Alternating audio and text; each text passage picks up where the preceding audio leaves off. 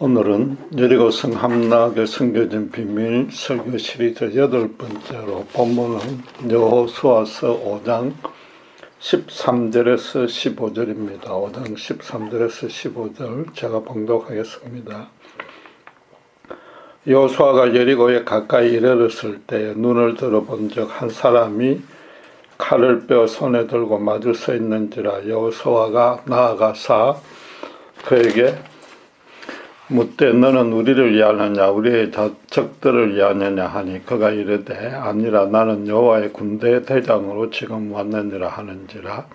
여호수아가 얼굴을 땅에 대고 엎드려 절하고 그에게 이르되 내 주여 종에게 무슨 말씀을 하려 하시니까. 여호와의 군대 대장이 여호수아에게 이르되 내 발에서 신을 벗으라 내가 선 곳은 거룩하니라 하니 여호수아가 그대로 행하니라. 아멘.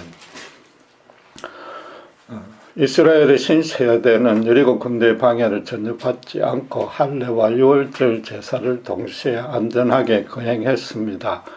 하나님만 의지하고서 가나안 정복 전쟁에 최선을 다하겠다는 다짐일 뿐 아니라 하나님이 이미 확보해 놓은 승리를 미리 감사하는 의식이었습니다. 이제 하나님이 400년 전 선조 아브라함과 언약을 맺으신 약속의 땅을 차지할 일만 남았습니다.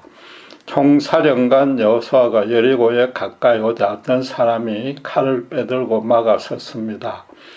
그동안 적군이라고는 개미 한 마리도 얼씬하지 않았고 자기 편이 가로막을 리도 없습니다. 대신에 그렇게 혼자 당당하게 나타난 모습에서 뭔가 신령한 기운이 넘쳐서 제사장이거나 초자연적인 존재라고 짐작했을 것입니다. 그럼 할례와 유월절 예식까지 마친 믿음의 종 여호수아라면은 당연히 하나님이 격려하려 보낸 어떤 존재라고 눈치를 챘어야 할 것 같은데 13절에 우리 편인지 적의 편인지 물어봤습니다. 그렇다면은 여호수아가 선한 천사만이 아니라 사탄과 그 졸개들도 큰 능력으로 나타날 수 있음을 익히 알고 있었다는 뜻입니다. 욥기의 서론에서 보듯이 하나님의 묵인 하에 사탄도 가시적으로 능력을 발휘해서 사람들을 많이 현혹시켰습니다. 출애굽 때 애굽 술사들이 사탄의 힘을 빌려 모세가 일으킨 처음 두 번의 재앙을 흉내냈습니다.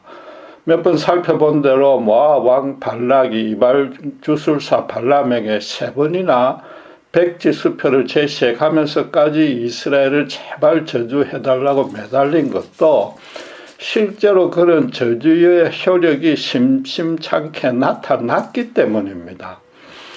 예수님이 마태복음 10장 24절을 보면 귀신 들려 눈멀고 벙어리 된 자를 고쳐주자 바리새인들마저 귀신의 왕 바알세불의 힘을 입지 않고는 귀신을 쫓아내지 못한다고 비난했습니다. 오늘날도 복음은 물론이고 문명과 완전히 동떨어진 미개지에서는 여전히 주술사저들이 저주를 실행시키거나 그 반대로 병도 낫게 해서 사람들로 사탄의 종이 되게 만듭니다. 아담이 타락한 이후로 하나님을 모르는 모든 이들은 마지막 날에 하나님이 완전히 멸망시킬 때까지 공중권세 잡은 사탄의 조종농간 아래에 있는 것입니다. 그렇다고 하나님이 그들을 포기한 채로 버려둔 것은 결코 아닙니다. 하나님은 어느 누구에게도 믿음을 강요하지 않으며 자발적으로 기꺼이 회개하고 돌아오길 기다리실 뿐입니다. 또 그렇게 될 수 있도록 하나님을 먼저 믿고 순전히 따르는 자들에게 맡기신 별도 소명이 있습니다. 당신의 살아 역사하는 말씀을 붙들고 기도하면서 그들과는 달리 사탄에게 절대로 조종 농간 당하지 않고 거룩하고 신령한 모습으로 사는 것을 불신자들에게 보이라는 겁니다. 여호수아는 그 천사로부터 여호와의 군대 대장으로 지금 왔노라는 대답을 듣자마자 곧바로 땅에 엎드려 절하면서 무슨 말씀을 하려 하시니까? 라고 14절에 물었습니다. 죄 찌든 인간은 당신께서 허락하지 않는 한에는 하나님을 직접 대면할 수 없으며 그분이 보낸 사자라도 그 앞에 고개를 들고 서 있을 수 없습니다. 엎드린다는 것은 자신의 모든 것, 생명까지도 그분의 처분에 맡긴다는 뜻입니다. 그 전에 천사라면은 성령의 크신 권능이 그대로 겉으로 드러나므로 일개의 연약한 피조물인 인간은 아무리 믿음이 좋아도 순간적으로 온몸에서 힘이 빠져서 엎드릴 수밖에 없습니다. 그리고 천사가 대언하는 하나님의 말씀도 순전한 두려움으로 받아들이게 되는 것입니다. 알다시피 히브리서 4장 10절에 하나님의 말씀은 살아서 활력이 있어서 좌우의 어떤 날성검보다 예리하기에 인간의 혼과 영과 갈증과 골수를 찔러 쪼개며 그 마음의 생각과 뜻까지 판단하시는 겁니다. 인간은 그분에게 자신의 어떤 것도 속일 수도 감출 수도 없습니다. 완전히 발가벗겨져 드러날 수밖에 없습니다. 하나님은 신자 입술의 말은 물론이요, 마음의 묵상까지 다 알고 계십니다. 그래서 그런 천사를 만나면 필연적으로 주여 지금 말씀하시옵소서, 무슨 말인지 제가 듣겠습니다 라고 반응할 수밖에 없는 겁니다. 여호수아도 그렇게 했는데 그에 대한 천사의 대답이 조금 이상합니다. 여호와의 군대 장관으로 왔다면은 여호수아를 대신해서 이스라엘 군대를 지휘해 주거나 그의 곁에서 전투에 대한 지략을 자문해 주어야 됩니다. 그런데 여호수아가 무슨 말씀을 하시려니까 물은 것도 이번 전쟁을 대비해서 할례와 유월절 외에 또 행할 일이 있으면 그대로 따르겠다는 뜻인데 천사는 그냥 너 발에서 신을 벗으라 내가 선 곳은 거룩하니라고만 지시했고 여호수아는 당연히 또 그대로 따랐습니다. 문제는 성경 기록이 거기까지가 전부라는 겁니다.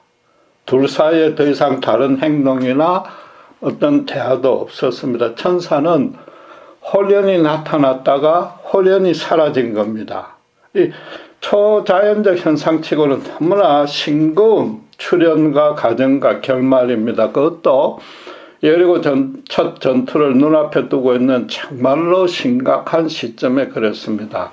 이게 단순히 여호수아의 충성도를 마지막으로 시험해보려는 건 아닐 겁니다. 아니면 그가 천사에게 누구 편이냐고 물었을 정도로 의심이나 겁이 많아서 다시 격려해 주려는 뜻도 아닐 겁니다. 여호수아는 아말렉과의 전쟁이나 가데스 바네아 사건에서 이미 보았듯이 이스라엘에서 그만큼 헌신된 적은 없었습니다. 새삼 그의 믿음을 독려 내지 확인할 필요가 없었습니다. 이건 성경 말씀 그대로 그의 발에서 신발을 벗겨서 그가 서 있는 땅이 거룩하다는 점을 온전히 깨닫게 해주려는 목적인 것입니다.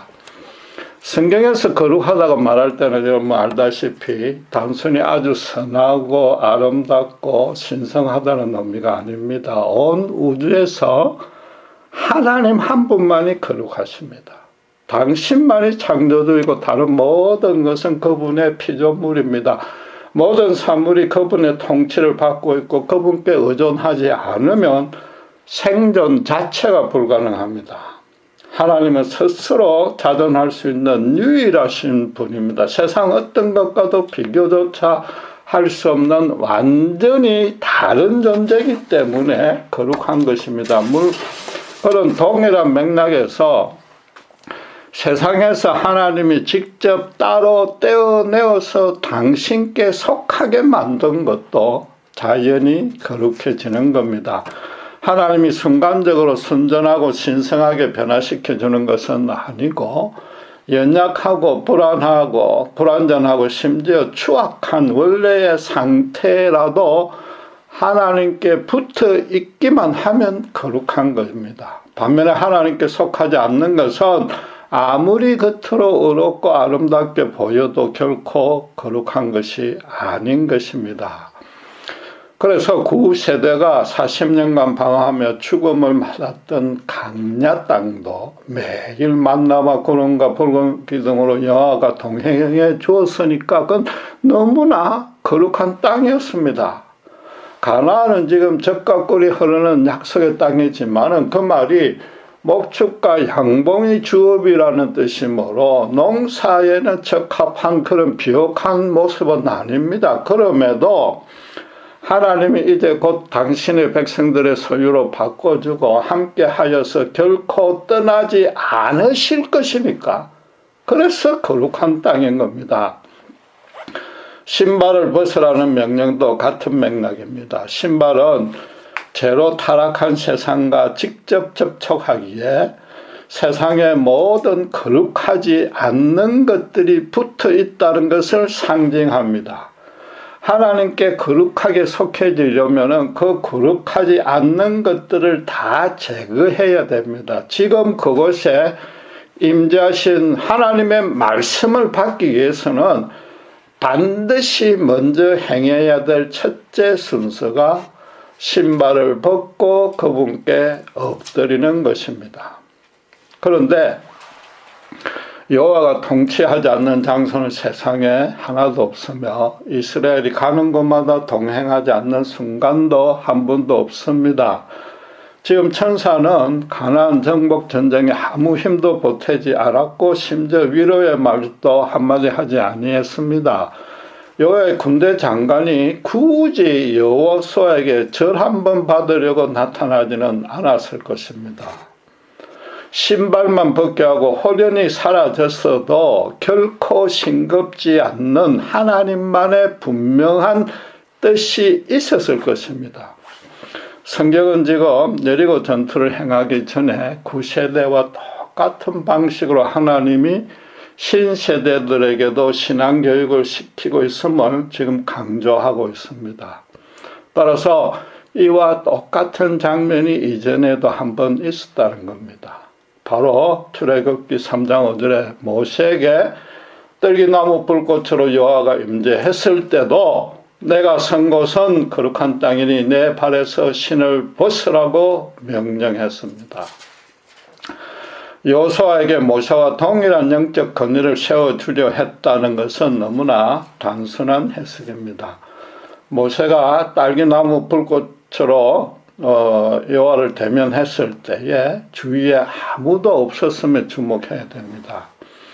오늘 본문에도 백성들이 함께 있었다는 언급이 없으므로 여호수아도 천사와 1대1로 대면한 겁니다. 설령 백성들이 함께 있었다 쳐도 여호수아에게만 들리고 보이는 개인적인 체험이었을 겁니다.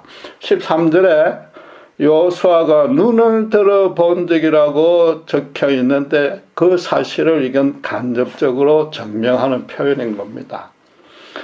하나님이 부르는 소리를 대사장 엘리는 듣지 못하고 누자고 있던 사무엘만 들을 수 있다고 사무엘상 3장 기록하고 있습니다. 또 열왕기하 6장 17절에 보면 엘리야의 시종의 눈에만 여호와의 불병거가 보이고 아람 군대는 전혀 몰랐던 경우와 같다고 봐야 되는 겁니다.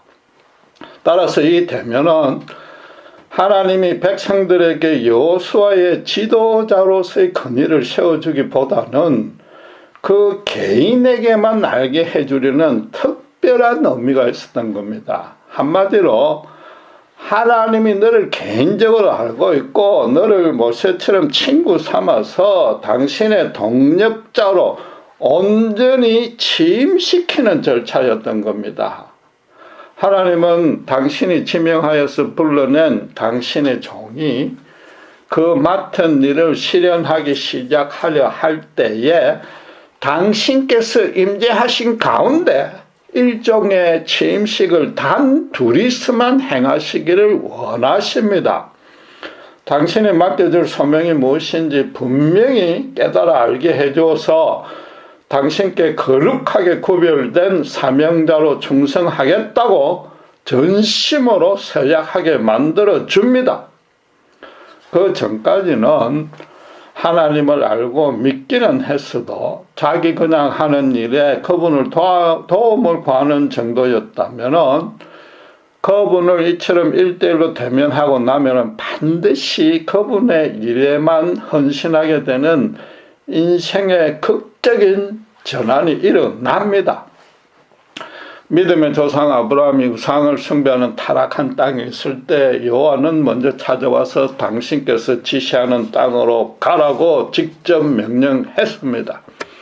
야곱이 형 에서를 피해서 정처 없이 도망갈 때에 베델에서 꿈속에서 하나님이 나타나 이곳으로 반드시 돌아와서 장자권을 발휘하게 해주겠다는 약속을 받았습니다. 요셉은 형들의 시기로 구덩이에 빠져서 꼼짝없이 죽게 되었을 때 간절히 속으로 하나님께 틀림없이 기도했을 것입니다. 그때 마침 지나가는 미디안 상인들에게 노예로 팔리면서 생명을 건지는 응답을 받았을 때 그 인생이 철부지 막내 아들에서 가문을 보존하고 창성케 할 자로 완전히 뒤집어진 겁니다. 젖되자마자 성막에 맞춰진 사무엘을 하나님은 그에게만 들리는 음성으로 첫 선지자로 불러내셨습니다. 다윗은 골리앗과 싸움에서 여호와 하나님을 온전히 만나고 그 후에 일생의 소명을 받았습니다.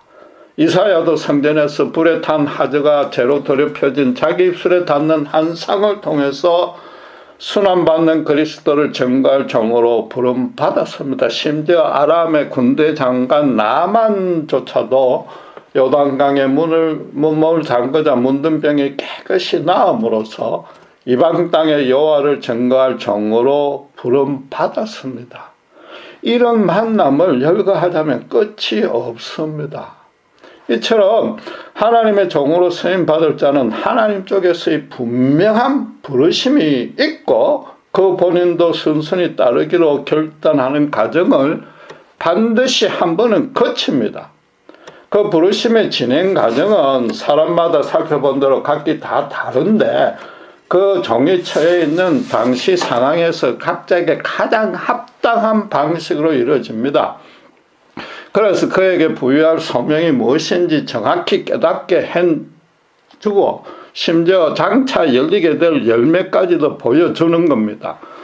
모세와 여호수아는 이스라엘을 여호와가 약속하신 땅으로 인도시키는 동일한 소명을 받았습니다. 모세는 자기 잘못으로 다 이루지 못하고 죽었고 여호수아가 이어받았지만은 받은 소명이 같기에 당신께서 임재하신 거룩한 그 땅에서 땅으로 인도하는 것이니까 신발을 벗는 동일한 방식의 임직식을 거행한 겁니다. 그런데 하나님이 그 둘에게 임재해서 대면하는 방식은 달랐습니다. 모세는 딸기나무에 타지 않는 불꽃이었고 여호수아는 여호와의 군대 장관으로 나타났습니다. 알다시피 모세는 바로가 이스라엘 남자아이는 태어나자마자 다 죽이는 가운데 하나님의 기적으로 유일하게 살아났습니다. 그 후로는 동족을 위해서 어떤 인생으로 살아갈지에 대해서 아무리 물어도 하나님은 80년이나 침묵으로 일관했고 현실은 그와 정반대되는 모습으로만 진행되었습니다. 그런 어느 날 미디안 강야 어디에서나 항상 볼 수 있는 뜰기나무에 여호와가 나타났습니다. 정작 하나님은 바로의 궁정에서 40년간 출애굽의 전문가로 미디안의 양치기로 40년간 강야의 전문가로 훈련시키고 있었다는 사실을 그로 하여금 깨닫게 해주려는 뜻이었습니다. 당신께서 모세를 단 한순간도 떠나지 않았음을 바로 곁에 있는 뜰기나무로 확인시킨 겁니다. 미디안 강야 40년 동안에도 하나님이 그의 바로 옆에서 함께 걷고 계셨던 바로 그 땅을 맨발로 밟아서 당신의 은혜를 피부로 느껴보라는 겁니다. 지금 여호수아의 머리에는 온갖 오직 가나안 정복 전쟁에 대한 전략과 전술을 궁리하는 일로 가득 차 있습니다. 여호와의 군대 장관으로 그를 만나준 까닭은 이 전쟁의 승리는 전혀 염려하지 말라는 뜻입니다. 나아가서 이 전투를 실질적으로 지휘하는 총사령관은 네가 아니고 하나님 당신임을 확실하게 보여준 겁니다. 당신께서 지금 앞장서서 가서 여리고를 무너뜨릴 때니까 너희는 따라오기만 하면 된다는 겁니다. 혹시라도 여호수아 내가 네 개인의 능력으로 승리를 네가 정치했다고 섣불리 오해하지 말라는 겁니다. 아무리 네가 나를 따르는 열성과 믿음이 확고해도 전쟁은 여호와께 속한 것이며 할례 없는 백성이 여호와의 군대를 절대로 이기지 못함을 절대로 잊지 말라는 뜻입니다. 여호수아를 모세의 후계자로 세울 때 여호수아 1장에서 살펴본 대로 여호와는 너의 발바닥으로 밟는 것을 내가 다 너희에게 주었노라고 약속했습니다. 이때도 하나님은 과거 시제를 사용해서 이미 확정된 미래임을 나타냈습니다. 신발을 벗고 엎드리라는 것은 그 약속의 재확인일 뿐만 아니라 완전히 엎드리니까 미리 그 땅의 거룩함을 온몸과 심령 가득히 느껴보라는 뜻이었습니다. 이미 받았던 할례로 하나님의 언약이 그 살에 영원히 살아있듯이 그 거룩한 땅을 맨발로 밟았기에 가나안은 여호수아의 발에 몸에 영원히 속하게 된 것입니다. 오늘날에도 목사나 선교사 같은 사역자가 되는 것은 자신의 열정과 믿음에 따라 선택할 수 있는 일이 결코 아닙니다. 정말로 하나님이 지명한 자라면 당신께서 먼저 찾아오셔서 각자에게 가장 적합한 방식으로 1:1로 만나주시고 그에게 가장 적합한 소명을 깨닫게 해주십니다. 그동안의 인생 경험과 교육과 이력과 주변 여건과 자신이 갖고 있는 모든 은사와 재능 등을 활용하기에 가장 합당한 일을 맡겨주십니다. 물론 간혹 스스로 먼저 주의 종이 되겠다고 헌신했어도 주님의 기쁨 안에 들어와 있는 자라면 사역을 시작하기 전에 반드시 그런 분명한 부르심의 절차가 따라옵니다. 사무엘이 엄마 한나가 그가 나기도 전에 성전에 바쳐졌으나 주님이 그에게 개인적으로 찾아오셨지 않습니까? 그것도 한나에게 잉태치 못하게 할 때부터 하나님이 이미 다 작정해 놓은 일이었습니다. 그런데 정작 기억해야 될 사항은 이런 하나님의 부르심과 대면이 전문 사역자에게만 일어나는 일이 아니라는 겁니다. 한 죄인이 구원을 받아 예수를 믿어 신자가 되는 것도 완전히 동일합니다.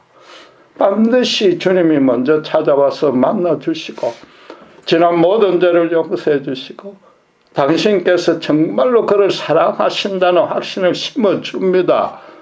그래서 지금껏 지내온 삶이 그 전부가 철두철미 실패였음을 깨닫게 해주고 앞으로는 하나님의 뜻에 따라 그분의 영광을 높이는 거룩한 일을 하겠다고 헌신하게 만들어 주십니다. 구체적으로 어떤 일을 통해서 어떻게 신원하게 할지는 점차 조금씩 깨닫게 해 주시지만은 일단 처음 믿을 때에 그분 뜻대로 살아야겠다는 결심은 하게 해주는 겁니다. 그런 헌신 자체가 사실상 온전한 소명이자 이미 그분의 종으로 완전히 구별된 것입니다. 혹시라도 나는 그런 체험이 없어서 도무지 실감이 나지 않는 사람도 있을 테고 또 예수님이 우리를 위해 우리 모든 죄값을 대신 감당하시고 대속 제물로 바쳐진 은혜를 믿기만 하면 구원을 얻는다고 해서 그렇게 결단만 했을 뿐이라서 실감이 안 날 수 있습니다. 그러나 그건 아닌 것입니다. 니고데모가 밤중에 예수님을 찾아와 구원의 길을 묻었을 때 주님이 어떻게 대답했습니까? 성령이 죄인의 심령의 역사에서 거듭나야 한다고 했지 않습니까? 삼위 하나님이신 성령님이 한 죄인의 영혼과 서로 1대1로 만나는 체험을 먼저 해야 한다는 겁니다. 막상 예수님이 메시아임을 믿고 따라보려고 했던 니고데모였지만 아직은 성령이 간섭하기 전이라 주님의 구원 진리를 이해하지 못하고 되돌아갔습니다. 3년간 동고동락했던 제자들도 마찬가지였습니다. 그들은 분명히 니고데모만큼 영생에 대해서 간절했고 율법과 메시아에 대한 지식도 많았습니다. 그러나 그들은 스승을 배반했고 부활 후에도 제대로 믿지 못했습니다. 오순절에 성령이 강림하자 비로소 그들에게 구원이 확정되고 주님의 제자이자 종으로 세워졌습니다. 구원으로의 하나님의 택함은 이미 받았으나 본인이 그 구원의 확신을 갖게 됨으로써 주의 종으로 헌신하는 일은 성령님과 대면한 이후에 가능했던 겁니다. 마찬가지로 오늘날에도 구원과 아무 관계없이 즉 참믿음이 생기기 전에 교회 출석은 먼저 할 수 있습니다. 그 중에 영생으로 택함을 받은 자는 반드시 각자에게 가장 적합한 하나님의 때와 방식으로 주의 종으로 헌신하게 만들어 줍니다. 인생을 살아가는 목적과 방향을 이전과 180도 다르게 정반대로 바꾸는 일생에 한 번뿐인 극적인 전환이 일어나는 겁니다. 가장 먼저 예수님의 십자가 앞에 자기 심령이 찔러 쪼개져서 그 추악한 자신의 영적 실체가 완전히 벌거벗겨지게 만드는 겁니다. 그런 나조차도 주님은 너무나 사랑하기에 먼저 찾아와 주셨다는 사실도 알게 됩니다. 내가 하나님의 그런 한량없는 은혜 가운데 들어가서 그분의 자녀이자 동력자가 이미 되었다는 사실도 도무지 부인하려야 부인할 수 없게 만들어주는 겁니다. 여러분, 예수를 믿어 신자가 된다는 것이 단순히 교회에서 가르치는 객관적인 기독교 교리를 마음으로 동의하고 믿기로 결심하는 것이 아닌 겁니다.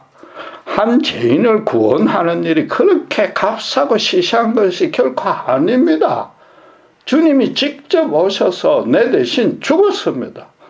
주님과 동일하신 보혜사 성령님도 찾아오셔서 나의 심령 전체를 뒤집어 가지고 새삼으로 거듭나게 해주고 그 성령님이 나한테 내주하셔서 일생 동안 떠나지 않습니다. 실제로 주님과 맞바꾼 천하보다 귀한 그분의 새 생명이 되었습니다. 그럼 그분의 뜻이 세상 어느 것보다 최우선이 되는 거룩하게 구별된 그분의 종으로 이미 세워진 겁니다. 유대인의 사도로 세워진 베드로에게 부활하신 주님이 먼저 찾아와서 3번이나 나를 사랑하느냐고 물었습니다. 그가 주님을 3번 부인하는 것을 개인적으로 용서해주는 절차였습니다. 그 위에 앞으로 그가 맡을 사명을 깨우쳐주는 계시였습니다. 유대인들도 이미 하나님을 사랑하고 있었지만 그 사랑하는 방식과 의미가 잘못되었기 때문입니다. 앞으로 십자가 복음의 온전한 사랑 안에 그들을 인도하고 그들로도 주님의 사랑으로 서로 사랑하게 만들라는 뜻이었습니다. 부활하신 주님이 다메섹 도상에서 이방인의 사도로 세워줄 바울에게 하늘의 찬란한 빛으로 먼저 찾아와서 내가 왜 나를 핍박하느냐고 물었습니다. 마찬가지로 바울이 예수 믿는 자들을 극렬히 핍박했기 때문인데 그 위에 그가 맡을 소명에 대한 계시이기도 했습니다. 이방인들은 예수님을 이스라엘의 민족의 메시아일 뿐이며 로마의 사형수 인간을 하나님이라고 믿는 어리석은 종교라고 배척 대적하고 있었습니다. 로마 시민인 바울들은 예수님이야말로 로마를 포함한 모든 이방인을 사랑하는 메시아임을 전하라는 뜻이었던 겁니다. 하나님은 그 두 사람의 경험과 지식과 신앙 정도에 따라서 그의 합당한 당신의 일을 맡겼습니다. 사실은 그렇게 맡기기 위해서 모세나 여호수아처럼 평소부터 준비하고 훈련시켜 온 것입니다. 베드로는 주님의 수제자로서 율법에 익숙한 유대인 중심의 예루살렘 교회의 초대 지도자가 되었고, 바울은 민족과 인종과 외모에 차별하지 않는 십자가 복음을 전파하며 이방 지역 곳곳에 교회를 개척하는 자로 세운 겁니다. 무엇보다도 예수님과 이렇게 실제로 인격적으로 만났던 신자들 모두에게 공통되는 특징이 하나 있습니다. 다시 말하지만 갑자기 인격과 성품이 고결해지거나 믿음의 수준이 심오해지거나 기도를 뜨겁게 하게 되는 것들이 아닙니다. 이전과 전혀 다른 자로 바뀌어서 주님의 소명자로 걸어가며 전혀 흔들리지 않게 된다는 겁니다. 현재 처한 여건에서 자신의 경험, 지성, 특기, 재능을 가장 잘 활용할 수 있는 주님의 구체적인 일을 하나씩 찾아서 하나씩 실현합니다. 그래서 세상에서 아무리 힘든 장애가 생기고 심지어 핍박을 받아도 이 새롭게 시작한 삶이 불편하기는 하지만 그로 인해서 괴로워하지도 않고 싫어하지도 지쳐하지도 않고 오히려 감사와 기쁨이 넘친다는 겁니다. 물론 아직은 본성이 연약하다 못해 죄의 찢기가 남아있어서 주님 따라가는 길에 수시로 지체하고 쓰러질 수는 있습니다. 그럼에도 그 인생이 완전히 유턴됐기에 다시 되돌아가는 터닝백 하는 법은 결코 없습니다. 평생을 한 곳만 바라보고 한 길로만 걸어가게 됩니다. 베드로와 바울이 중도에 지치고 때론 실수는 했어도 한 번도 각자가 맡은 사도의 직분을 내려놓은 적이 없었듯이 말입니다. 지금 여호수아도 마찬가지입니다. 요즘으로 치면 그는 구원받을 자로 택함을 받아서 교회에서 오랫동안 성실하게 출석했던 셈입니다. 모세의 시종으로 아말렉 전투의 일선 지휘관으로 가데스 바네의 정탐꾼 등으로 최선을 다했습니다. 그러다 처음으로 본문에서 하나님이 그와 인격적으로 만나주면서 여호와 군대의 총사령관으로 정식으로 세워줬습니다. 그 후로 여호수아는 평생을 그 소명에 충성했던 겁니다. 이스라엘의 신세대도 사실은 마찬가지였습니다. 요단강을 건넜다는 것은 돌아갈 퇴로가 막혔다는 뜻입니다. 거기다 그들에게는 안 좋은 기억만 있는 강제로 되돌아갈 리도 없습니다. 하나님이 그들로 가나안 정복이란 당신의 일에 충성하게 다 마련해 놓으시고 그렇게 인도해 오셨던 겁니다.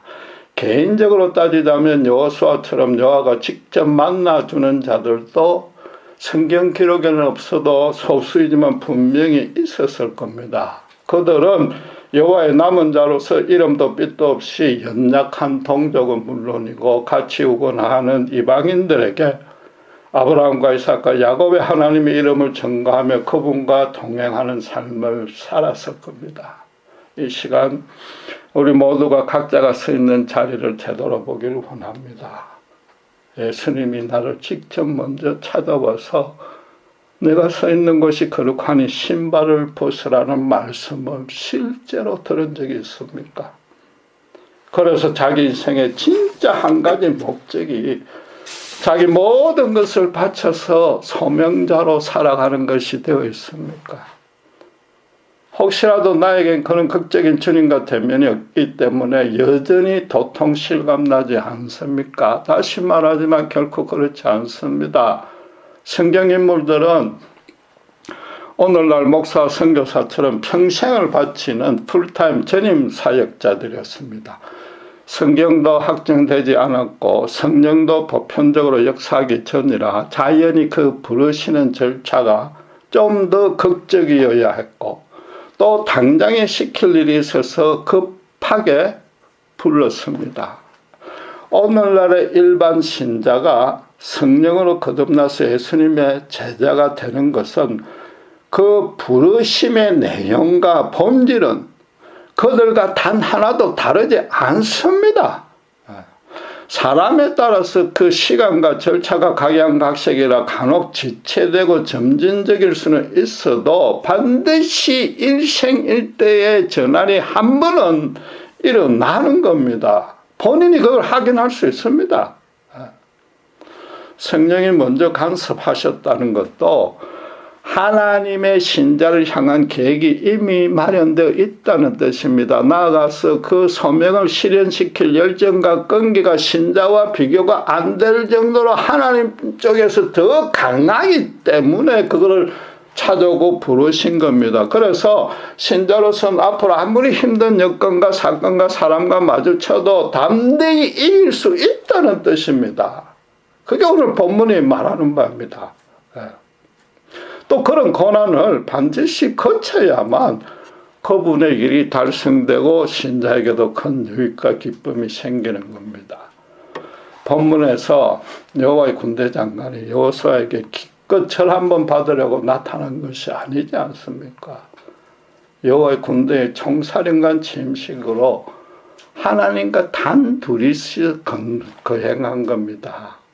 마찬가지로 성령으로 거듭나게 한 신자들도 단순히 교회에 자기들끼리 모여서 하나님께 엎드려 경건하게 예배드리고 뜨겁게 기도해서 자기 고난만 이기라는 게 결코 아닌 겁니다.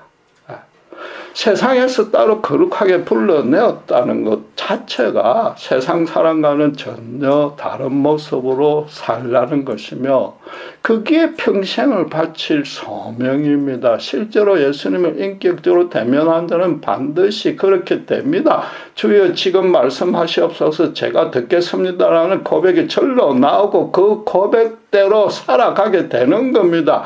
하나님을 직접 만났는데 어떻게 그렇게 되지 않을 수 있으며 그렇게 안 되는 것이 오히려 이해가 되지 않는 이상한 일인 겁니다. 몸은 교회에서도 마음은 세상으로 향해 있는 자를 주님은 예면하십니다. 일시적으로 그럴 수 있어도 말씀과 기도로 금방금방 되돌아옵니다.